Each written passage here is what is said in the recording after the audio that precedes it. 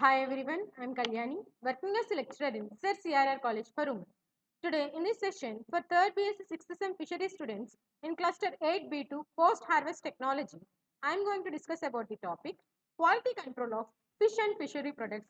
It includes pre-processing control, control during processing, and control after processing. So, coming to the topic, Quality Control of Fish and Fishery Products. So here, quality control is defined as the continuing assessment of a current operation. So quality control అనేది ఏదైనా సరే ఒక work అనేది జరుగుతుంది అంటే so ఇక work అనేది ప్రాపర్గా జరుగుతుందా లేదా సో కంప్లీట్ రెగ్యులేషన్ అనేది చేసుకోవాలి కంటిన్యూస్ రెగ్యులేషన్ అనేది అక్కడ ఉండాలి అని చెప్పి సో దాన్ని క్వాలిటీ కంట్రోల్ అంటారు సపోజ్ ఇక్కడ మనం ఫిష్ అండ్ ఫిషరీస్ ఇండస్ట్రీస్లో చూసుకున్నట్లయితే ఒక ప్రోడక్ట్ని ప్రొడ్యూస్ చేస్తున్నా ఒక ఫిష్ని ప్రాసెసింగ్ చేస్తున్నా సరే సో అక్కడ మెయింటైన్ చేసేది ఎలా ఉంది సో హైజీనిక్ కండిషన్స్ కానీ శానిటరీ కండిషన్స్ కానీ సో ఆ యొక్క వర్క్ అనేది ఎలా జరుగుతుంది ఆ యొక్క ప్రొడక్ట్ అనేది ప్రాపర్ హైజీనిక్ కండిషన్స్లో ప్రిపేర్ అవుతుందా లేదా సో ప్రతిదీ ఆ యొక్క ఫిష్ అనేది ఆ యొక్క ప్రొడక్షన్ యూనిట్ నుంచి కన్జ్యూమర్ చేతికి వెళ్ళేంత వరకు సో ఎటువంటి సేఫ్టీ మెజర్స్ తీసుకుంటే అది దాని యొక్క క్వాలిటీ బాగుంటుందో సో వాటన్నిటిని రెగ్యులేట్ చేసేది ఒక క్వాలిటీ కంట్రోల్ అంటారు so it is usually the responsibility of an individual or a department directly responsible to the management so ఈ యొక్క క్వాలిటీ కంట్రోల్ చేసే మెయింటైన్ చేసేది ఎవరు అంటే సో ఈ క్వాలిటీ కంట్రోల్ మొత్తం ఎవరి మీద డిపెండ్ అయి ఉంటుంది అంటే ఎవరైతే దాన్ని రెగ్యులేట్ చేస్తున్నారో వాళ్ళ మీద డిపెండ్ అయి ఉంటుంది అని చెప్తారు సో వాళ్ళ యొక్క రెస్పాన్సిబిలిటీ అని కూడా చెప్తున్నారు in the case of fish and fishery products quality control includes the steps taken to protect the quality of the material since catch till it reaches the consumer. So ఇక్కడ fish and fishery products nothing but fishery ఇండస్ట్రీస్లో చూసుకున్నట్లయితే quality control ఏం చేస్తుంది అది ఒక product అనేది దాని యొక్క క్వాలిటీని ప్రొటెక్ట్ చేస్తుంది ఎప్పటి నుంచి ఎప్పటి వరకు అంటే దాన్ని క్యాచ్ చేసినప్పటి నుంచి కన్జ్యూమర్ చేతికి వెళ్ళేంత వరకు సో దాన్ని దాని యొక్క క్వాలిటీని ప్రొటెక్ట్ చేయడమే ఈ యొక్క క్వాలిటీ కంట్రోల్ యొక్క మెయిన్ ఎయిమ్ అని చెప్తారు Quality is commonly thought of as degree of excellence. So quality అనేది ఏంటి main important is the degree of excellence అంటున్నాను. In considering the quality of fish and fishery products, significance is attached to physical, biochemical, organoleptic and bacterial characteristics. So ఇక్కడ fish and fishery products యొక్క quality దేని మీద depend అయి ఉంటుంది మెయిన్గా అక్కడ ఉండే సో నార్మల్గా చెప్పుకోవాలి అంటే ఇక్కడ ఫిష్ అండ్ ఫిషరీ ప్రొడక్ట్స్ అనేవి సో ఎటువంటి ఫిజికల్ కానీ బయోకెమికల్ కానీ ఆర్గానోలెప్టిక్ కానీ బ్యాక్టీరియల్ క్యారెక్టరిస్టిక్స్ అది ఎక్స్పోజ్ అవ్వకూడదు సో వాటన్నిటి నుంచి ఆ యొక్క ఫిష్ అండ్ ఫిషరీ ప్రొడక్ట్స్ని ప్రొటెక్ట్ చేసేది ఒక క్వాలిటీ కంట్రోల్ అంటారు సో దాని వలన వీటన్నిటిని ఎరాడికేట్ చేసి ఆ యొక్క క్వాలిటీ కంట్రోల్ అనేది ఒక ఫిష్ ప్రొడక్ట్స్ యొక్క క్వాలిటీని మెయింటైన్ చేస్తుంది అని చెప్తారు the objectives of quality control are so main objectives ఏంటి రిడక్షన్ ఆఫ్ రిజెక్ట్స్ సో ఆ యొక్క ప్రొడక్ట్ని త్వరగా ఎవరు రిజెక్ట్ చేయకోకుండా దాన్ని ప్రిపేర్ చేయాలి maintenance of uniform quality so ఆ యొక్క ఇండస్ట్రీ నుంచి ప్రొడ్యూస్ అయ్యే ఆ యొక్క ప్రొడక్ట్స్ అన్నీ దాని యొక్క క్వాలిటీ లేదంటే ఆ యొక్క ప్రొడక్ట్ ఏదైనా స్పెసిఫిక్ ప్రొడక్ట్ మనం ప్రొడ్యూస్ చేస్తాము అంటే అన్ని ప్రొడక్ట్స్ అనేవి అవి క్వాలిటీతో ఉండాలి యూనిఫామ్ క్వాలిటీని మెయింటైన్ చేయాలి increased customer satisfaction so consumers వాళ్ళు దాన్ని ఇష్టంగా తీసుకోవాలి వాళ్ళు సాటిస్ఫై అవ్వాలి ఆ ప్రొడక్ట్కి and employee morale and minimising cost so employees అనే వాళ్ళు అక్కడ వర్క్ చేసే వాళ్ళు so they should be moral so ఆ యొక్క ప్రొడక్ట్ని హైజీనిక్ కండిషన్స్తో ప్రిపేర్ చేయాలి అలాగే అందరికీ సేఫ్గా ఉండే ప్రొడక్ట్ని వాళ్ళు ఇవ్వాలి అని చెప్తున్నారు అండ్ యొక్క ప్రొడక్షన్ కాస్ట్ కూడా వాళ్ళు నష్టపోకోకుండా ఎదుటి వాళ్ళు లాభము చెందకోకుండా మీన్ ఎక్కువగా నష్టపోవడం కానీ లాభం చెందడం కానీ ఓవర్గా జరగకోకుండా యొక్క కాస్ట్ అనేది కూడా మినిమైజ్డ్ సో కన్జ్యూమర్స్ ప్రతి ఒక్కరూ దాన్ని కన్జ్యూమ్ చేయగలగాలి అందరూ దాన్ని కొనగలిగేలాగా కాస్ట్ని డిసైడ్ చేసి ఉంచాలి సో ఇవంతా దేని కిందకి వస్తుందంటే quality control the responsibilities of quality control depends department are the following so first one formulation of specifications for raw materials supplies in plant processes containers and finished products including shelf life so ఇక్కడ raw materials కానీ ఏదైనా supply చేస్తున్నప్పుడు కానీ లేదంటే plant ప్రాసెసెస్లో కానీ కంటైనర్స్లో కానీ finished ప్రొడక్ట్స్లో కానీ so వీటన్నిటిలో సో మెయిన్గా ఏం చేయాలి ది షుడ్ బి పర్ఫెక్ట్గా నీట్గా క్లీన్గా ఉండాలి సో ఇవన్నీ కరెక్ట్గా ఉంటేనే వీటన్నిటిని క్వాలిటీ కంట్రోల్ కరెక్ట్గా మెయింటైన్ చేయాలి అని చెప్పి. సో వీటన్నిటి వల్ల ఏమవుతుంది, ఆ యొక్క ప్రొడక్ట్ యొక్క షెల్ఫ్ లైఫ్ అనేది పెరుగుతుంది. సో వీటన్నిటిని కరెక్ట్గా రెగ్యులేట్ చేసేది ఎవరు అంటే క్వాలిటీ కంట్రోల్ అంటారు. Development of test procedures. So ఇక్కడ టెస్టింగ్ చేసే ప్రొసీజర్ని కరెక్ట్గా ఉండాలి, డెవలప్ చేయాలి. సో ఆ యొక్క ప్రోడక్ట్లో ఎంత ఫ్యాట్ కంటెంట్ ఉంటుంది, ఫర్ ఎగ్జాంపుల్. సో ఎంత ఫ్యాట్ కంటెంట్ ఉంటుంది, ఎంత షుగర్ కంటెంట్ ఉంటుంది, ఎంత కార్బోహైడ్రేట్ కంటెంట్ ఉంటుంది. సో ఇవన్నీ కరెక్ట్గా చెప్పాలి. ఆ యొక్క ప్రొసీజర్, టెస్టింగ్ చేసే ప్రొసీజర్స్ అనేవి కరెక్ట్గా ఉండాలి అని. అలాగే quality levels and production variables are to be tested on some scale. So ఆ యొక్క ప్రొడక్ట్ ఎన్ని విధాలుగా ప్రిపేర్ చేయొచ్చు, సో ఎన్ని విధాలుగా ప్రిపేర్ చేస్తే దాని యొక్క క్వాలిటీ లెవెల్ ఎలా ఉంటుంది, సో ఏ యొక్క ప్రొడక్ట్ని ఎలా ప్రిపేర్ చేస్తే అది కన్జ్యూమర్కి బెనిఫిట్, సో ఎవరికి ఈ యొక్క ప్రోడక్ట్ని కన్జ్యూమ్ చేస్తే హెల్త్ ఇష్యూస్ రావు. సో అటువంటి అన్ని టెస్ట్లు చేసి ఆ యొక్క ప్రోడక్ట్ని బయటికి రిలీజ్ చేయాలి. సో ఇదంతా ఎవరి చేతిలో ఉంటుందంటే క్వాలిటీ కంట్రోల్ చేస్తుంది. Development of sampling schedule. So sampling షెడ్యూల్స్ని కూడా డెవలప్ చేసుకోవాలి అంటారు. Since 100% inspection is not feasible or desirable, it is the function of quality control department to establish the number of units and frequency of sampling so that quality may be evaluated with maximum reliability at minimum cost. So జనరల్గా అక్కడ samplings test చేయాలి. So అది ఎలా ఉందో తెలుసుకోవాలి. So ఎంత ప్రతి ఒక్క లార్జ్ ఫ్యాక్టరీ అనుకోండి, లార్జ్ ఫ్యాక్టరీలో ప్రతి ఒక్క ప్రోడక్ట్ని, సో ప్రతిదాన్ని టెస్ట్ చేయడం కష్టం, ప్రతిదాన్ని ఇన్స్పెక్ట్ చేయడం కష్టం. 100% ఇన్స్పెక్షన్ అనేది అంత ఫీజిబుల్ కాదు, అంత డిజైరబుల్ కాదు. సో అందుకని ఈ యొక్క క్వాలిటీ కంట్రోల్ డిపార్ట్మెంట్ ఏం చేయాలంట, establish the number of units and frequency of sampling so that quality may be evaluated with maximum reliability at minimum cost.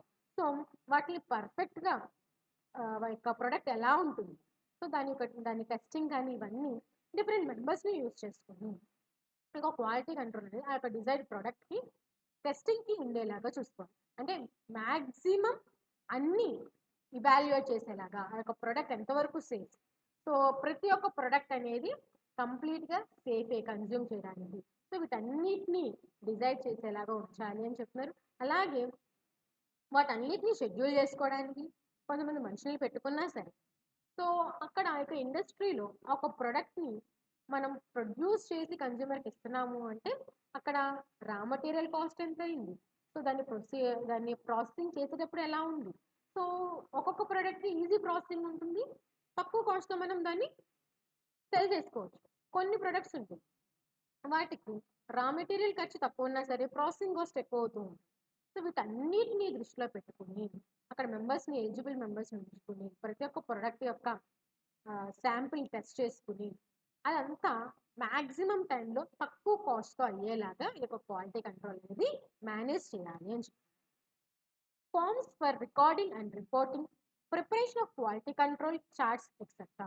So ఇంకా క్వాలిటీ కంట్రోల్ చార్ట్స్ని పెట్టడము, ప్రతి ఒక్క దాన్ని రికార్డ్ చేసుకోవడము, సో రిపోర్ట్ చేసుకోవడము, సో ఇవన్నిటిని కూడా మనం ఎస్టాబ్లిష్ చేసుకోవాలి అంటున్నాం. ఇదంతా క్వాలిటీ కంట్రోల్ పర్ఫెక్ట్గా వీటిని ఫాలో అవ్వాలి. Attending to troubles and advise stoppage of production or rectification of defect. So ఏమైనా ప్రొడక్ట్స్లో ఏదైనా తప్పులు జరిగి ఒక ప్రోడక్ట్ అనేది సరిగ్గా ఫామ్ అవ్వకపోయినా వెంటనే ఏం చేస్తే ఆ యొక్క ప్రొడక్ట్ అనే దాన్ని మనం లాస్ అవ్వకోకుండా ప్యూర్ ఫామ్లో ఎటువంటి లాస్ లేకోకుండా ఎవరికి అది అన్సేఫ్ కాకోకుండా దాన్ని మంచి ప్రొడక్ట్ కింద బయటకు తీసుకెళ్ళడము. సో ఎక్కడ ఆ యొక్క ప్రొడక్షన్లో ఎక్కడ తప్పు జరిగింది, సో ఆ తప్పుని ఎలా మనం సరిదిద్దుకుంటే ఆ యొక్క ప్రొడక్ట్ అనేది బయటికి ఈజీగా సేల్ అవుతుంది. సో ఆ యొక్క ట్రబుల్స్ కానీ వీటన్నిటిని కన్ఫర్మ్గా అర్థం చేసుకుని వాటిని మెయింటైన్ చేయాలి ఒక క్వాలిటీ కంట్రోల్ అనేది అని చెప్పి. So it is one of the main objective అని కూడా చెప్పుకోవచ్చు. Attending to special problems regarding quality and complaints. So ముందు తెలుసుకోవాలి ఈ యొక్క ప్రొడక్ట్ అనేది దాని యొక్క క్వాలిటీ ఎలా ఉంది. సో ఆ క్వాలిటీ వల్ల దాన్ని ప్రాసెసింగ్ చేసేటప్పుడు ఏమైనా ప్రాబ్లమ్స్ వచ్చినా, ఏమైనా కంప్లైంట్స్ వచ్చినా ఇది సేఫ్ కాదు, ఇది బాగోలేదు, దీంట్లో ఆ కంటెంట్ ఎక్కువ ఉంది, ఆ యాసిడ్ కంటెంట్ ఎక్కువ ఉంది, సో సంథింగ్ ఎల్స్ ఏదైనా సరే ఆ ప్రొడక్ట్ పరంగా ఏమైనా ప్రాబ్లం వచ్చింది అంటే దాన్ని ఎలాగ వాళ్ళు సాల్వ్ చేసుకోవాలి. సో వీటన్నిటి గురించి కూడా వాళ్ళు తెలుసుకోవాలి. Training of person. సో మెయిన్గా ప్రతి ఒక్కరిని ట్రైనప్ చేసుకోవాలి. సో క్వాలిటీ కంట్రోల్లో ఉండే వాళ్ళందరూ ఫుల్ ఫ్లెడ్జ్గా అన్నిటి గురించి తెలుసుకుని ఉండాలి. అండ్ దాన్ని కరెక్ట్గా మెయింటైన్ చేయాలి అని fish processing technology. So fish processing technology చూసుకున్నట్లయితే ఫిష్ అనేదాన్ని క్యాచ్ చేసినప్పటి నుంచి అది హ్యూమన్ కన్జంప్షన్కి ప్రిపేర్ చేసేటప్పటి వరకు సో దీని అన్నిటిలో different types of steps include అయ్యింది ఒక processing technology.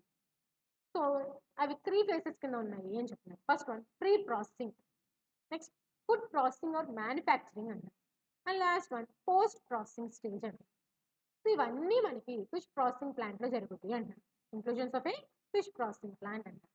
So first one amenities to be provided at fish processing units are fish receiving area, washing area, dressing area, smoking area, salting rooms, refrigeration units, packaging units and product dispatch area.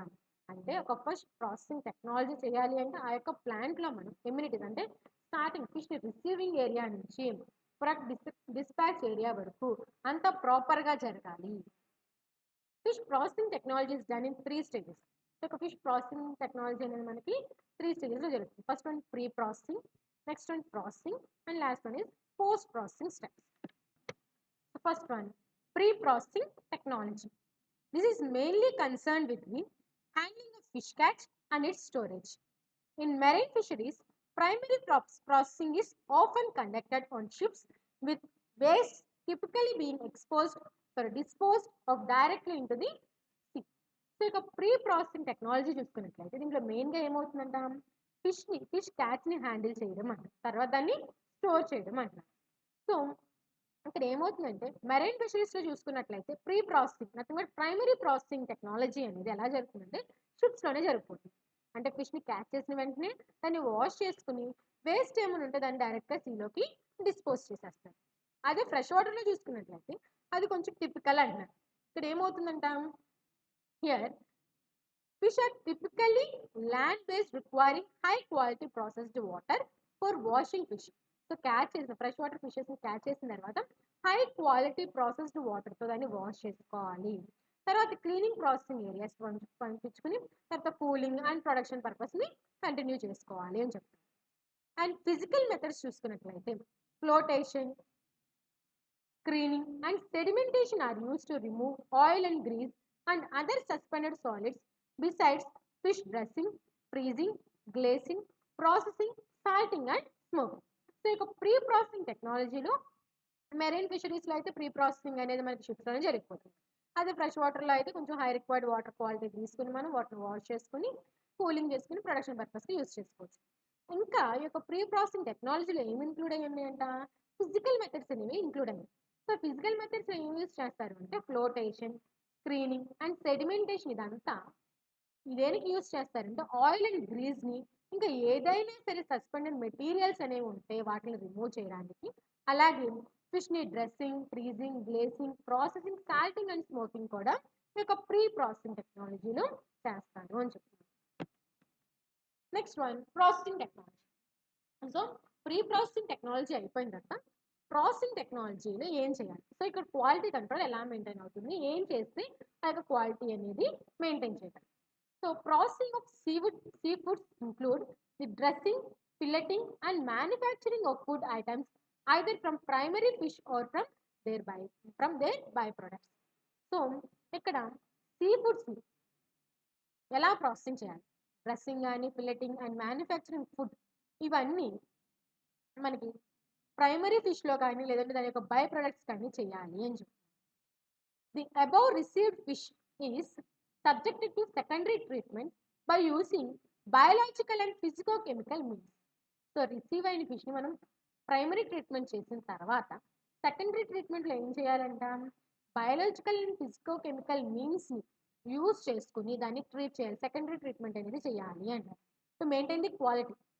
So biological treatments చూసుకున్నట్లయితే it is having the aerobic and anaerobic. ఇక్కడ aerobic and anaerobic micro ఆర్గానిజమ్స్ని use చేసుకుని ఏం చేస్తారంట it metabolise the organic polluting matter into energy and biomass. So ఇక్కడ biological treatment చూసుకున్నట్లయితే ఏమవుతుందంటే aerobic and anaerobic micro ఆర్గానిజమ్స్ని యూజ్ చేసుకుని ఇది ఏం చేస్తాయంట it మెటబోలైజెస్ the organic polluting మ్యాటర్ని energy కింద బయోమాస్ కింద కన్వర్ట్ చేస్తాయి, మెటబోలైజ్ చేస్తాయి అంట. The most used aerobic processes are activated flood system, aerated lagoons, bacterial beds, and the rotating biological contractors. So ఈ యొక్క క్వాలిటీ కంట్రోల్ మెయింటైన్ చేసేటప్పుడు ప్రాసెసింగ్ టైంలో ఒక ప్రాసెసింగ్ టెక్నాలజీలో ఏమవుతుందంటే ప్రైమరీ ప్రాసెసింగ్, సెకండరీ ప్రాసెసింగ్ ఉంటుంది. సో ఫస్ట్ ఏం చేస్తాను, డ్రెస్సింగ్, ఫిల్లటింగ్, మ్యానుఫ్యాక్చరింగ్ అన్నీ చేసుకుంటారు. It is one of the processing technology అంటున్నారు.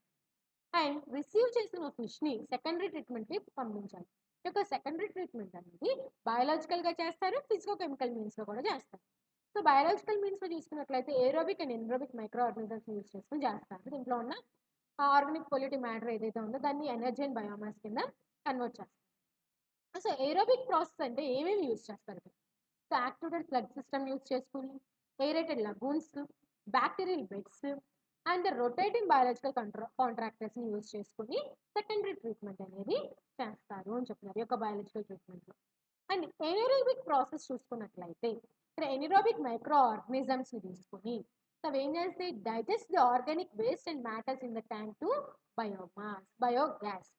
సో ఎనరోబిక్ మైక్రో ఆర్గానిజమ్స్ ఏం చేస్తాయంట, సో ఆ యొక్క పాండ్లో ఉన్న ఆర్గానిక్ వేస్ట్ని, ఆర్గానిక్ మ్యాటర్ని ఏం చేస్తుందంటే డైజెస్ట్ చేస్తుంది. డైజెస్ట్ చేసి అంటే బ్రేక్ డౌన్ చేసి దాన్ని బయోగ్యాస్ కింద చేంజ్ చేస్తుంది అంటారు. అంటే it consist of methane and CO2 and biomass. ఆ యొక్క బయోగ్యాస్లో methane, carbon dioxide and biomass అనేది ప్రజెంట్ అయి ఉంటుంది అని. సో ఈ విధంగా ఈ యొక్క ప్రాసెసింగ్ టెక్నాలజీలో ఇక్కడ ఏమవుతుందంటే క్వాలిటీ కంట్రోల్ ఎలా యూజ్ అవుతుందంట, ఆ యొక్క వేస్ట్ని ఏవైతే ఆ యొక్క ఫిష్ని ఎఫెక్ట్ చేస్తాయో ఆ యొక్క వేస్ట్ని మొత్తం ఎనర్జీ అండ్ బయోగ్యాస్ కింద బయోమాస్ కింద చేంజ్ చేస్తుంది అని చెప్తుంది. So next one post processing technology. ఇక పోస్ట్ ప్రాసెసింగ్ టెక్నాలజీ అంటే వన్స్ ఫుడ్ ప్రొడక్ట్ అనేది మ్యానుఫ్యాక్చర్ అయిపోయిన తర్వాత చేస్తారు. So the processed products are usually distributed from the processing facility by road to consumers, wholesalers and commercial food product manufacturers. So ఇప్పుడు ఏమవుతుంది post processing టెక్నాలజీలో once food అనేది మనం ప్రొడ్యూస్ చేసిన తర్వాత దాన్ని మనం డిస్ట్రిబ్యూట్ చేస్తాం. సో ఇక్కడ డిస్ట్రిబ్యూట్ చేసేటప్పుడు ఏం చేయాలి, డిఫరెంట్ టైప్స్ ఆఫ్ ప్రికాషన్స్ తీసుకోవాలి. సో అది కన్జ్యూమర్ చేతికి వెళ్ళేంత వరకు కోల్డ్ చైన్ని మెయింటైన్ చేసుకోవాలి. సో వాటిని ట్రాన్స్ఫర్ చేస్తున్నప్పుడు సో ప్రాపర్ ప్యాకేజింగ్ అనేది ఉండాలి. సో ఒక్కొక్క ప్రొడక్ట్కి ఒక్కొక్క టైప్ ఆఫ్ ప్యాకేజింగ్ ఉంటుంది. సో అటువంటివన్నీ ఫాలో అయ్యి నథింగ్ బట్ పోస్ట్ ప్రాసెసింగ్ టెక్నాలజీలో క్వాలిటీ కంట్రోల్ కూడా మెయింటైన్ అవ్వాలి. అంటే నథింగ్ బట్ ఆ యొక్క ప్రొడక్ట్ని ప్యాక్ చేసేటప్పుడు ఎటువంటి కండిషన్స్ ఉన్నాయో అటువంటి కండిషన్స్ అన్నీ ఇచ్చి ఏ ప్రోడక్ట్కి ఏ ప్యాకింగ్ అయితే కరెక్టో అటువంటి ప్యాకింగ్ మెటీరియల్స్తో ప్యాకింగ్ చేసి అండ్ అవి ఎక్కువ దూరం వెళ్తుంటే దానికి కావాల్సినంత ఇన్సులేటెడ్ వెహికల్స్లో ఉంచి వాటిని ట్రాన్స్ఫర్ చేసుకోవాలి. సో ఈ యొక్క కండిషన్స్ అన్నీ పోస్ట్ ప్రాసెసింగ్ టెక్నాలజీలో అప్లికబుల్ అవుతాయి. So coming to the pre processing control during processing and control after processing the food. So ఇక్కడ ఫిష్ ప్రాసెస్ చూసుకున్నట్లయితే this refers to various aspects associated with fish and fish products from the time of catch to the time of delivery of the final product to the consumer. Although the term refers specifically to fish, in practice it is extended to cover all the aquatic organisms harvested for commercial purpose. So ఇక fish ప్రాసెసింగ్లో చూసుకుంటే ఇది ఏం చెప్తుందంట, దీంట్లో fish and fish products అనేవి include అయ్యాయి. అది catch చేసినప్పటి నుంచి అది ఫైనల్ ప్రొడక్ట్ ప్రొడ్యూస్ అయ్యి కస్టమర్ చేతికి వెళ్ళేంత వరకు దాన్ని మనం ప్రొటెక్ట్ చేయాలి. సో ఇదంతా మనకి స్టార్టింగ్లో ఫిష్కి మాత్రమే ఒక ఫిష్ ప్రాసెసింగ్ అనేది మనం అప్లికబుల్ చేసేవాళ్ళం. తర్వాత ఏమవుతుంది, ఏ అక్వాటిక్ ఆర్గానిజమ్స్ అయినా సరే సో కమర్షియల్ పర్పస్కి యూజ్ చేసి ఏ అక్వాటిక్ ఆర్గానిజం హార్వెస్ట్ చేసినా సరే ఏదైతే మనం ఫిష్కి ఫాలో అవుతున్నామో ఫిష్ ప్రొడక్ట్ ప్రొడ్యూస్ చేయడానికి సో అటువంటి కండిషన్స్ అన్ని అటువంటి క్వాలిటీ కంట్రోల్ మెజర్స్ అన్ని అక్వాటిక్ ఆర్గానిజమ్స్ యొక్క ప్రిపరేషన్లో యూజ్ చేసుకోవాలి అని చెప్పి. Larger fish processing companies often operate their own farming operations. The products of the fish industry are usually sold to the intermediaries. So larger fish processing companies చూసుకున్నట్లయితే they often operate their own farming operations. So processing units ఉన్నాయి, processing companies ఉన్నాయి, large fish ఎక్కువగా వాళ్ళు distribute చేస్తూ ఉంటారు. So వాళ్ళు ఏం చేస్తారు, వాళ్ళందరికి వాళ్ళు ఒక ప్రొడక్షన్ యూనిట్ స్టార్ట్ చేసుకుంటారు. సో ఇంకేమవుతుంది, the product of the fish industry are usually sold to intermediates. అక్కడి నుంచి ఏం చేస్తున్నారు, ప్రొడక్ట్ని ఎవరైతే సెల్ చేస్తారో వాళ్ళకి ఇస్తూ ఉంటారు. Fish are highly perishable. So జనరల్గా ఇక ఫిష్ అనేది highly perishable అంటున్నారు.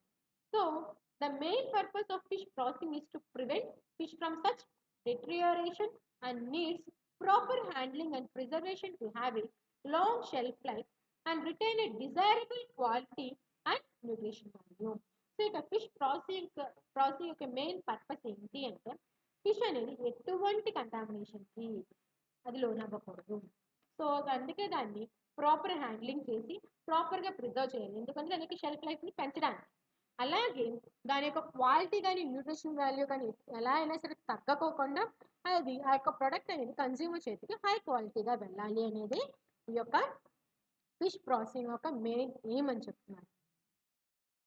Fish processing can be subdivided into.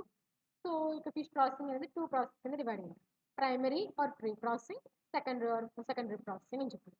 So primary or pre ప్రాసెసింగ్లో చూసుకున్నట్లయితే ఇక్కడ ఏమవుతుంది, ఫిల్లెటింగ్, ఫ్రీజింగ్ ఆఫ్ ఫిష్ అనేది జరుగుతుంది. సెకండరీ ప్రాసెసింగ్లో అయితే చిల్డ్, ఫ్రోజన్, క్యాన్డ్ ప్రొడక్ట్స్ కింద వాటిని చేంజ్ చేసి వాటిని ట్రేడర్స్ వాటిని సప్లై చేస్తూ ఉంటారు.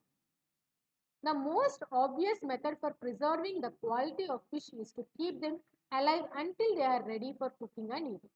సో మెయిన్గా ఫిష్ని ప్రిజర్వ్ చేయడానికి కారణం ఏంటి అంటే మెయిన్ దానికి క్వాలిటీని మెయింటైన్ చేయడానికి. సో ఎక్కువగా ఏం చేస్తారంటే ఇక్కడ ఒక ఫిష్ అనేది దానికి క్వాలిటీ ఉండాలి అంటే అది లైవ్ కండిషన్లో ఉండాలి. ఎప్పటి వరకు దాన్ని కుకింగ్ చేసుకుని తినేంత వరకు అంటున్నారు.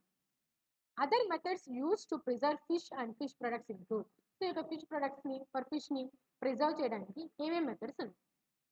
టెంపరేచర్ని కంట్రోల్ చేసేది. సో ఇవన్నీ క్వాలిటీ కంట్రోల్ మెజర్స్ వస్తాయి. సో క్వాలిటీ కంట్రోల్ ఏం చేస్తుంది, టెంపరేచర్ని కంట్రోల్ చేయాలి. అంటే ఏమేమి యూస్ చేసుకుని ఐస్, రెఫ్రిజిరేషన్ ఆర్ ఫ్రీజింగ్ చేస్తుంది.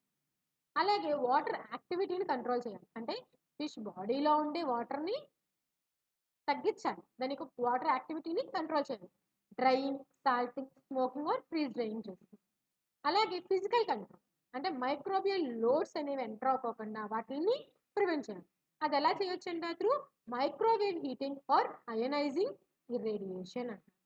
And chemical control of microbial లోడ్స్ని ఎలాగా తగ్గించవచ్చు అంటే ఎలా కంట్రోల్ చేయొచ్చు అంటే యాసిడ్స్ని యాడ్ చేసి depriving oxygen such as vacuum pack. So oxygen deprive, so దాన్ని ఎలా చేసుకోవచ్చు అంటే వాక్యూమ్ ప్యాకింగ్ చేసుకుని అంటారు. Usually more than one of these methods is used. So జనరల్గా దీంట్లో ఏ ఒక మెథడ్స్ యూజ్ చేసుకుంటూ ఉంటారు ఫిష్ని ప్రిజర్వ్ చేయడానికి. ఎప్పుడైతే chilled or frozen fish or fish products are transported by road, rail, sea or air, the cold chain must be maintained. అసలు ఎప్పుడైతే ఈ యొక్క ప్రొడక్ట్ని మనం చిల్లింగ్ కానీ ఫ్రీజింగ్ కానీ లేదంటే ఏదైనా చేసి దాన్ని కనుక కోల్డ్ కండిషన్లో ఉంచి దాన్ని మనం ట్రాన్స్పోర్ట్ చేస్తాం రోడ్వేస్లో కానీ, రైల్వేస్లో కానీ, సీ కానీ, ఎయిర్ కానీ ఎక్కువ దూరం మనం వాటిని ట్రాన్స్పోర్ట్ చేయాలి. సో అది పోస్ట్ ప్రాసెసింగ్ అయిన తర్వాత అంటే కన్ఫామ్గా మనం ఏం మెయింటైన్ చేయాలి, అక్కడ కోల్డ్ చైన్ అనేది మెయింటైన్ చేయాలి అంటారు. సో దీనికోసం ఏం అవసరమో అవుతుంది అంటే includes the insulated containers for transport vehicles and advocate refrigeration.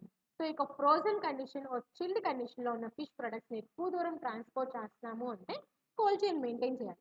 అలా మెయింటైన్ చేయాలంటే అక్కడ ఏముండాలి, ఇన్సులేటెడ్ కంటైనర్స్ కానీ, ట్రాన్స్పోర్ట్ వెహికల్స్ కానీ వాటిలో రిఫ్రిజిరేషన్ ఉంచి వాటిని మనం ట్రాన్స్పోర్ట్ చేయాలి అంటాం. Modern shipping containers can combine refrigeration with controlled atmosphere. So modern shipping containers చూసుకున్నట్లయితే అక్కడ ఏముంటుంది, అక్కడ ఉండే ఎక్విప్మెంట్స్ ఏవైతే ఉన్నాయో అవి రెఫ్రిజిరేషన్ అంటే ఆ యొక్క ప్రొడక్ట్ని చిల్డ్ కండిషన్ ఆర్ ఫ్రోజ్ కండిషన్లో యొక్క రిఫ్రిజిరేటర్లో ఉంచి అట్మాస్ఫియర్ని కంట్రోల్ చేసి ఎక్కువ దూరం ట్రాన్స్పోర్ట్ చేస్తున్నారు అంటారు. Fish processing is also concern with proper waste management and with adding value to fish products. So fish processing చూసుకున్నట్లయితే వేస్ట్ని మేనేజ్ చేయాలి అంటున్నారు. అలాగే ఇంకా ఫిష్ ప్రొడక్ట్స్కి ఇంకా యాడింగ్ వాల్యూ కూడా వేసి వాటిని కన్స్యూమర్కి ఇవ్వాలి అని చెప్తున్నారు. ఇది కూడా one of the method used in fish processing are managing fish processing అని చెప్తున్నారు. There is an increasing demand for ready-to-eat fish products or products that do not need much preparation. So ఇక ఫిష్ ప్రొడక్ట్స్లో చూసుకున్నట్లయితే ఇప్పుడు మెయిన్గా దేనికి demand ఎక్కువగా ఉంటుంది అంటే ready to eat fish products, లేదు అంటే వేటికైతే ఎక్కువ ప్రిపరేషన్ అవసరం లేదు, ఈజీగా కుక్ చేసుకుని కన్జ్యూమ్ చేసే ఏవైతే ఉన్నాయి ఫిష్ ప్రొడక్ట్స్, వాటికి డిమాండ్ ఎక్కువగా ఉంటుంది అని చెప్పి. Handling the catch. సో మెయిన్గా మనం ప్రాసెసింగ్ కంట్రోల్లో, ప్రీ ప్రాసెసింగ్ కంట్రోల్ చేయాలి అంటే ఫస్ట్ ఫిష్ని ప్రాపర్గా హ్యాండిల్ చేయాలి. So when fish are captured or harvested for commercial purposes, they need some pre-processing so as to be delivered to the next part of the marketing chain in a fresh and undamaged condition. So ఇక్కడ ఏం చెప్తున్నారు, మెయిన్గా ఫిష్ని మనం capture చేసినా లేదంటే దాన్ని catch చేసినా సరే మనం దాన్ని కమర్షియల్ పర్పస్గా యూజ్ చేసుకున్నాము అంటే దానికి ప్రీ ప్రాసెసింగ్ అనేది చేయాలి. ఎప్పటి వరకు అంటే అది మార్కెటింగ్ చైన్కి వెళ్ళేంత వరకు దాన్ని ఫస్ట్ మనం ప్రాసెసింగ్ చేసుకోవాలి. అది ఫ్రెష్ అండ్ అన్డామేజ్డ్ కండిషన్లో ఉంటేనే ఫర్దర్ ప్రాసెసింగ్ అనేది మనం ఎఫెక్టివ్గా చేయాలి. Fish caught by fishing vessel needs handling for storing safely until the boat lands the fish on shore. So ఓషన్లోకి వెళ్ళి మనం లార్జ్ ఫిష్ క్యాచ్ చేస్తాం. సో ఎప్పటి వరకు దాన్ని సేఫ్గా హ్యాండిల్ చేసుకోవాలి, సేఫ్గా స్టోర్ చేయాలి అంటే దాన్ని మనం షోర్ మీదకి రిలీజ్ చేయేంత వరకు, బోట్ నుంచి అది ల్యాండ్ ఏరియాకి వచ్చేంత వరకు ప్రాపర్ కండిషన్స్లో ఉంచి దాన్ని ప్రిజర్వ్ చేసుకోవాలి. సో ప్రాపర్ హ్యాండ్లింగ్ అనేది అక్కడ చేయాలి. సో టిపికల్ హ్యాండ్లింగ్ ప్రొసీజర్స్ ఏమన్నాయో చూద్దాం. Transferring the fish catch from the fishing gate to the fishing loading vessel. So అక్కడ మనం ఫిష్ని క్యాచ్ చేసిన తర్వాత ఆ యొక్క నెట్లోంచి ఆ యొక్క బోట్లోకి వేయడం, ఆ బోట్లోంచి తర్వాత దాన్ని షోర్కి పంపించడం. సో ఇదంతా పెద్ద టాస్క్ అని చెప్తాం. సో చాలా జాగ్రత్తగా హ్యాండిల్ చేయాలి. The catch before further handling. So తర్వాత క్యాచ్ బిఫోర్ ఫర్దర్ హ్యాండ్లింగ్ కూడా ఎలా దాన్ని పట్టుకోవాలి, ఎలాగ వాటిని స్టోర్ చేయాలి, ఇవన్నీ కూడా మనం కరెక్ట్గా ఫాలో అవ్వాలి. Sorting and grading. So A fish ఎంత సైజ్ ఉంది, సో సైజ్ ప్రకారం స్పీషీస్ ప్రకారం వాటిని గ్రేడింగ్ చేస్తూ ఉంటారు. గ్రేడింగ్ ప్రకారం వాటిని సపరేట్ చేస్తూ ఉంటారు. సో ఇక సపరేటింగ్ ప్రాసెస్లో కూడా దాన్ని ప్రాపర్గా మనం హ్యాండిల్ చేయాలి. Bleeding, getting and washing. So ఇక ప్రాసెస్లో ఏమవుతుంది, మెయిన్గా బ్లీడింగ్ కానీ గట్టింగ్ కానీ వాషింగ్ కానీ జరుగుతూ ఉంటుంది. నథింగ్ బట్ బ్లీడింగ్ జరుగుతున్నప్పుడు దాన్ని మనం క్లీన్ చేస్తాం. సో అలాగే ప్రాసెసింగ్ చేస్తాం, దాన్ని గట్టింగ్ చేస్తాం, దాంట్లో ఉన్న గట్టిని రిమూవ్ చేస్తాం, వాషింగ్ చేస్తాం. సో వీటన్నిటిలో టైంలో కూడా మనం దాన్ని ప్రాపర్గా హ్యాండిల్ చేయాలి. చిల్లింగ్ అంటే ఫ్రీజింగ్ చేస్తాం, ఫిష్ని కోల్డ్ కండిషన్లో ఉంచి ప్రిజర్వ్ చేస్తాం. అప్పుడు కూడా దాన్ని ప్రాపర్ టెంపరేచర్స్లో ఉంచి దాన్ని మనం స్టోర్ చేయాలి. Storing the chilled fish. So ఇక ఫిష్ని స్టోర్ చేస్తున్నప్పుడు ఏ టెంపరేచర్ అయితే పర్ఫెక్ట్, సో ఏ సైజ్ ఫిష్కి ఏ టెంపరేచర్ మెయింటైన్ చేయాలి, ఇవన్నీ కూడా మనం ప్రాపర్గా చేయాలి అంటే. Unloading or landing the fish when the fish vessel returns to port. So unloading కానీ లోడింగ్ కానీ ఫిష్ వెజల్ నుంచి పోర్ట్ ఏరియాకి వచ్చేటప్పుడు ఎటువంటి ప్రికాషనరీ మెజర్స్ తీసుకున్నాన్ని మనం అన్లోడింగ్ చేయాలి. సో ఇవన్నీ టిపికల్గా జరిగేవి. హ్యాండ్లింగ్ ప్రాసెస్లో చాలా ఛాలెంజెస్ అంటున్నారు ఇవన్నీ అని చెప్పి. Automated modern equipment and procedures in industrial fisheries are design to reduce the rough handling of fish. So ఇప్పుడు ప్రజెంట్ చూసుకున్నట్లయితే ఈ యొక్క ఆటోమేటిక్ మిషన్స్ అనేవి, ఆటోమేటిక్ మోడర్న్ ఎక్విప్మెంట్స్ అనేవి రావడం వల్ల, సో డిఫరెంట్ ప్రొసీజర్స్ రావడం వల్ల ఇండస్ట్రియల్ ఫిషరీస్లో మనకు కొంచెం ఈ యొక్క రఫ్ హ్యాండ్లింగ్ అనేది తగ్గుతుంది అంటే. Food hygiene and product contamination. So మనం ఎప్పుడైతే ప్రాసెసింగ్ చేస్తున్నాం, ఫుడ్లో ఒక ప్రొడక్ట్ని చేంజ్ చేస్తున్నామో ఆ టైంలో మనం ఎటువంటి క్వాలిటీ కంట్రోల్ని మెయింటైన్ చేయాలి. సో ఫుడ్ని ప్రాసెసింగ్ చేసినప్పుడు డిఫరెంట్ టైప్స్ ఆఫ్ ఛాలెంజెస్ అనేవి ఎదురవుతూ ఉంటాయి. సో వాటి క్వాలిటీ ప్రొడక్ట్ కింద చేంజ్ చేయాలి అంటే శానిటేషన్ మెయింటైన్ చేయాలి, హైజీనిక్ కండిషన్స్ని ఫాలో అవ్వాలి. సో ఇవన్నీ ప్రాపర్గా మనం ఫాలో అవుతేనే we can give a high quality product అంటాం. సో అందుకని ఇక్కడ food hygiene and product contamination అని. As with food processing activity, the potential danger exists to consumer as a result of contamination of the foodstuff either at source or during processing. So మనం food processing చేస్తున్నప్పుడు మనకి అక్కడ potential danger అనేది ఉంటుంది. అంటే ఆ యొక్క కన్జ్యూమర్కి ఆ యొక్క ప్రొడక్ట్ అనేది ఎటువంటి కంటామినేషన్ లేకుండా వెళ్తుందా లేదా. సో ఏదైనా కంటామినేషన్ జరిగింది అంటే ఆ యొక్క కన్జ్యూమర్ దాంతో సాటిస్ఫై అవ్వలేదు. సో అందుకనే మెయిన్గా ఆ యొక్క ఫుడ్ స్టఫ్ని మనం ప్రిపేర్ చేసేటప్పుడు, ప్రాసెసింగ్ చేసేటప్పుడు ఆ యొక్క హైజీనిక్ కండిషన్స్ అన్నీ మెయింటైన్ చేసి ఆ యొక్క ప్రోడక్ట్ని ప్రొడ్యూస్ చేయాలి అని. Common potential contaminants include. So ఎక్కువగా ఈ యొక్క పొటెన్షియల్ డేంజర్ని ప్రొడ్యూస్ చేసేది ఏంటి అంటే micro organisms, heavy metals, organic compounds and foreign objects. So ఇవన్నీ ఏం చేస్తాయి, ప్రొడక్ట్ యొక్క క్వాలిటీని చేంజ్ చేసేస్తాయి, కంటామినేట్ చేస్తాయి అని చెప్పి. Contamination from a fish processing source may affect consumability and result in loss. So ఈ యొక్క ఫిష్ ప్రాసెసింగ్ ఏదైనా కంటామినేషన్ జరిగింది, ఫుడ్ ప్రొడక్ట్ని ప్రాపర్ హైజీనిక్ కండిషన్స్లో ఉంచి చేయలేదు, అక్కడ కంటామినేషన్ అనేది ఎక్కువగా ఉంది, అప్పుడు ఏమవుతుంది, కన్జ్యూమర్స్ దాన్ని ఇష్టపడి తీసుకోరు. దాన్ని ఇష్టపడి కన్జ్యూమ్ చేయకపోతే అక్కడ ఏమవుతుంది, కంప్లీట్ లాస్ అనేది వస్తుంది, రిజల్ట్స్ ఇన్ లాస్ అని చెప్పి. According to Directive 2006 by 88 by EC on animal health requirements for aquaculture animals and products thereof, and on the prevention and control of certain diseases in aquatic animals, implications for the fish processing industry. So according to this, so దీనివల్ల ఏంటి అంటే ఈ యొక్క products ఏవైతే మనం produce చేస్తామో దానివల్ల ఏమైనా డిజీజెస్ వస్తున్నా, ఏమైనా సరే హార్మ్ఫుల్ కండిషన్స్ అనేవి స్టార్ట్ అయిపోతుంది, వాటిని ఎదుర్కొనేలాగా ఉండాలి అని చెప్పి. సో మెయిన్గా వచ్చే ప్రాబ్లమ్స్ ఏంటి, manual handling. So lifting, repetitive work and injuries occur as a result of working in the fish processing industry. Lifting boxes of fishes and repetitive cutting operations. Repetitive tasks can lead to musculoskeletal injuries. So హ్యూమన్స్లో చూసుకున్నట్లయితే ఈ యొక్క processing జరిగేటప్పుడు ఏమేం జరుగుతుంది, ఇక్కడ మనం మెయిన్గా హ్యాండ్లింగ్ చేస్తాం, మాన్యువల్గా అనుకోండి. సో ఆ పెద్ద పెద్ద బాక్సెస్ని లిఫ్ట్ చేసి రిపీటెడ్గా మనం వర్క్ చేస్తూనే ఉంటాం, ఆ బాక్స్ని లిఫ్ట్ చేయడము, బాక్సెస్ షిఫ్ట్ చేయడము, సో రిపీటెడ్ కట్టింగ్ ఆపరేషన్స్ ఇవన్నీ చేస్తూ ఉంటాం. ఈ టైంలో ఏమవుతుందంటే అక్కడ మాన్యువల్ ఒక హ్యూమన్ బీయింగ్ వర్క్ చేస్తున్నప్పుడు వాళ్ళకి ఈ యొక్క రిపిటేటివ్ టాస్క్ వల్ల మస్క్యులోస్కెలిటల్ ఇంజరీస్ అనేవి స్టార్ట్ అవుతాయి అని చెప్పి. Electric shock and equipment safety. So quality control ఇవన్నీ కూడా మెయింటైన్ చేయాలి. సో మాన్యువల్ హ్యాండ్లింగ్, సో ఇలా చేస్తున్నప్పుడు ఆ యొక్క వర్కర్ అనే వాళ్ళు కంటిన్యూస్గా ఈ యొక్క బాక్స్ లిఫ్ట్ చేయడం కానీ కటింగ్ ఆపరేషన్స్ కానీ ఇవన్నీ చేస్తున్నారు అంటే so they also give some relaxation for them, వాళ్ళకి ఇవ్వాలి. సో అది కూడా క్వాలిటీ కంట్రోల్ చేతిలో ఉంటుంది. So electric shock and equipment safety. So electric shocks equipment safety కూడా ఉండాలి అంటే the use of electrical devices in the fish processing facility involve the risk of electrical shock during a variety of operations. The use of knives and other sharp tools presents a physical hazard. So మనం అక్కడ construct చేసినప్పుడు proper wiring చేయకపోయినా, so ప్రాపర్గా దాన్ని ceiling చేయకపోయినా సరే ఇక్కడ ఏమవుతుంది, ఎలక్ట్రిక్ షాక్స్ అనేవి వస్తూ ఉంటాయి డిఫరెంట్ ఆపరేషన్ చేసినప్పుడు, మిక్సింగ్ చేసినప్పుడు కానీ లేక మిషనరీ యూజ్ చేసినప్పుడు కానీ, లేదు అంటే షార్ప్ నైఫ్స్ యూజ్ చేసినప్పుడు లేదంటే షార్ప్ టూల్స్ యూజ్ చేసినప్పుడు కూడా so they also act as a physical hazard అని చెప్తూ ఉన్నారు. Next slips and trips.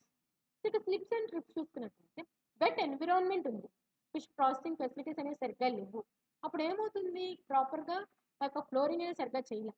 So wet environment ఉంటుంది, అప్పుడు ఆ యొక్క ఏరియా అనేది స్మూత్గా ఉండొచ్చు, అప్పుడు ఏమవుతుంది స్లిప్స్ జరుగుతుంది, స్లిప్స్ అండ్ ట్రిప్స్ ఇవన్నీ జరుగుతుంది.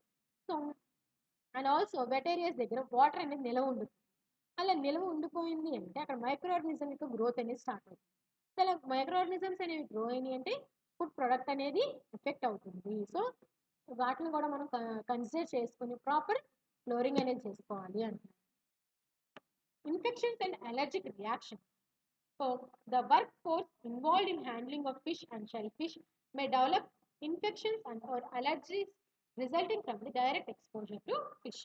సో ఎవరైతే హ్యూమన్స్ అక్కడ వర్క్ చేస్తున్నారు, ఫిష్ని హ్యాండిల్ చేస్తున్నప్పుడు, షెల్ ఫిష్ని హ్యాండిల్ చేస్తున్నప్పుడు సో వాటికి ఏమైనా ఇన్ఫెక్షన్స్ ఆర్ ఎలర్జీస్ ఉంటే it may effect little bit to the worker. So ఎందుకంటే వాళ్ళు డైరెక్ట్గా ఫిష్కి ఎక్స్పోజ్ అయి ఉంటున్నారు కాబట్టి.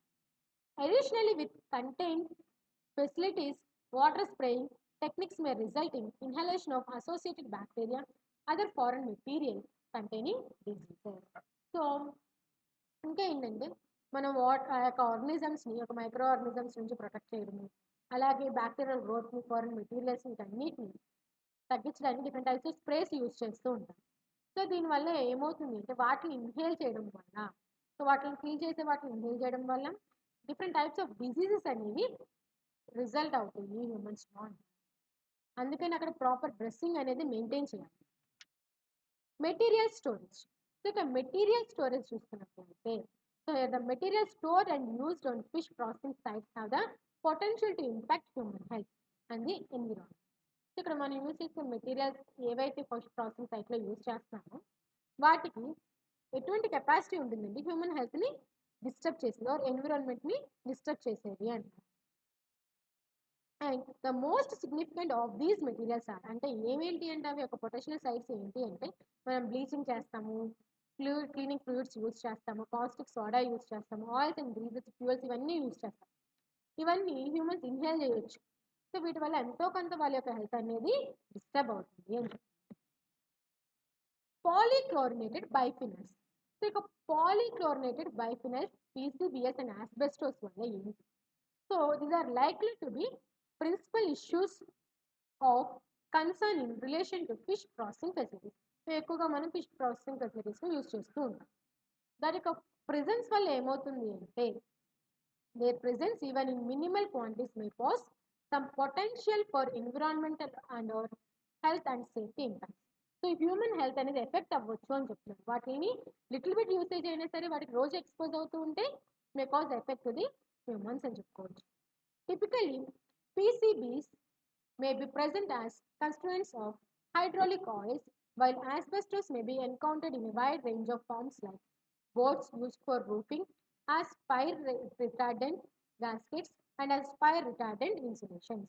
సో ఇక్కడ PCBs కానీ ఆస్బెస్టోస్ ఇవన్నీ దేంట్లో యూజ్ చేస్తారు అంటే PCBs వచ్చేసి హైడ్రాలిక్ ఆయిల్స్లో యూజ్ చేస్తారు. ఆస్బెస్టోస్ చూసుకున్నట్లయితే రూఫింగ్ బోర్డ్స్కి, అలాగే ఫైర్ రిటార్డెంట్ గాస్కెట్స్కిను, ఫైర్ రిటార్డెంట్ ఇన్సులేషన్స్ కవర్స్ కింద యూజ్ చేస్తూ ఉంటారు. సో వీటికి ఎక్కువ ఎక్స్పోజ్ అవడం వల్ల కూడా ఎంతో కొంత హ్యూమన్ హెల్త్ డిస్టర్బెన్స్ అనేది ఉంటుంది అంటే. Fish processing facility development. The most new or extended fish processing sites will require an environment impact assessment. So, ఈ యొక్క ఎక్స్టెండెడ్ ఫిష్ ప్రాసెసింగ్ సైట్స్ అనేవి మెయిన్గా they should follow the environmental impact assessment అంటే. Attention should be paid to the operation and monitoring of smoking units, boilers and engines. So ఒక fish industry పెడుతున్నారు, processing industry పెడుతున్నారు అంటే different types of preserving techniques మనం use చేయాల్సి వస్తుంది. అలా use చేస్తున్నప్పుడు ఫ్రీజింగ్ చేయడము, డ్రైయింగ్ చేయడము, స్మోకింగ్ చేయడం, సో వీటి వల్ల ఏమవుతుంది different types of machinery use చేస్తాం. సో ఈ మిషనరీ వల్ల ఎన్విరాన్మెంట్కి ఎంతో కొంత ఎఫెక్ట్ అనేది ఉంటుంది. సో మనం యూజ్ చేసే వాటిని అది ఎంతవరకు సేఫ్ ఎన్విరాన్మెంట్, వీటన్నిటిలో దృష్టిలో పెట్టుకుని కూడా మనం చూస్ చేసుకోవాలి అని చెప్పి. Such units may have the potential for creation of atmospheric emission problems relating to organic compounds and particles. So మనం చెప్పుకున్నాం. సో ఈ యొక్క స్మోకింగ్ యూనిట్స్ కానీ, బ్రాయిలర్స్ కానీ, ఇంజిన్స్ కానీ డిఫరెంట్ టైప్స్ ఆఫ్ యూజ్ చేస్తున్నట్టు ఇట్ ఎఫెక్ట్స్ ది ఎన్విరాన్మెంట్ అని చెప్తుంది. దాని నుంచి రిలీజ్ అయ్యే ఆ యొక్క పొగ కానీ, సో రెఫ్రిజిరేషన్స్ వల్ల రిలీజ్ అయ్యే క్లోరోఫ్లోరో కార్బన్స్ వల్ల కానీ, సో ఇంజిన్స్ నుంచి వచ్చే స్మోక్ కానీ, బాయిలర్స్ నుంచి వచ్చే యొక్క స్టీమ్ కానీ, సో వీటన్నిటి వల్ల అక్కడ ఎంతో కొంత ఎన్విరాన్మెంట్ మీద ఎఫెక్ట్ అనేది ఉంటుంది అని చెప్పి. Within processing area respiratory illnesses have been known to occur in workers. So ఎవరైతే వర్కర్స్ ఇక ప్రాసెసింగ్ ఏరియాస్లో ఉంటున్నారో వాళ్ళకి రెస్పిరేటరీ ప్రాబ్లమ్స్ అనేవి రైజ్ అవుతుంది అని చెప్పి.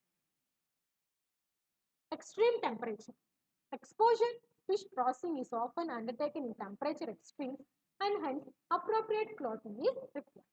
సో ఎవరైతే ఎక్స్ట్రీమ్ టెంపరేచర్లో ఉండి ఫిష్ని ప్రాసెసింగ్ చేస్తున్నారో సో వాళ్ళు ఏం చేయాలంటే ఫస్ట్ ప్రాపర్ క్లోతింగ్ వేసుకుని ఆ యొక్క వర్క్ని చేయాలి అని చెప్తున్నారు. Chemical exposure the variety of chemicals used in the cleaning process leads to the potential exposure to hazardous substances, example chlorine and acids. As part of the smoking process, employee may become exposed to carcinogens which are hazardous. So chemical exposures అక్కడ ఎవరైతే cleaning agents ఉంటారో so వాళ్ళందరూ ఏం చేస్తారు, ఈ యొక్క chlorine acids use చేసి ఆ ఫ్లోర్ని ఆ యొక్క ఏరియాని శానిటైజ్ చేస్తూ ఉంటారు, క్లీన్ చేస్తూ ఉంటారు. సో వీటికి ఎక్కువగా ఎక్స్పోజ్ అయినా సరే వాళ్ళ యొక్క హెల్త్ అనేది పాడవుతుంది అని చెప్పారు. అలాగే ఎవరైతే స్మోకింగ్ ప్రాసెస్లో ఉంటారో ఎంప్లాయీస్ అనేవాళ్ళు వాళ్ళు మెయిన్గా దేనికి ఎక్స్పోజ్ అవుతున్నారంటే ఈ యొక్క కార్సినోజెన్స్ అంటే క్యాన్సర్ కాసింగ్ ఏజెంట్స్కి ఎక్స్పోజ్ అవుతున్నారు అని చెప్పారు. Noise and vibration exposure to high and continuous levels of noise can lead to impacts on the health of the workforce. So అలాగే ఎవరైతే వర్కర్స్ అనేవాళ్ళు కంటిన్యూస్ ఈ యొక్క మిషనరీ దగ్గర ఉండి మిషన్ వర్క్లో ఉంటున్నారో వాళ్ళు కంటిన్యూస్ నాయిస్ అండ్ వైబ్రేషన్ మధ్యలో ఉంటారు. సో దానివల్ల వాళ్ళ యొక్క హెల్త్ అనేది డిఫరెంట్ ఎఫెక్ట్స్ చూపించు చూడండి. లీడ్ టు స్ట్రెస్ అని కూడా చెప్పుకోవచ్చు. So this is all about the quality control in fish and fishery products. Thank you.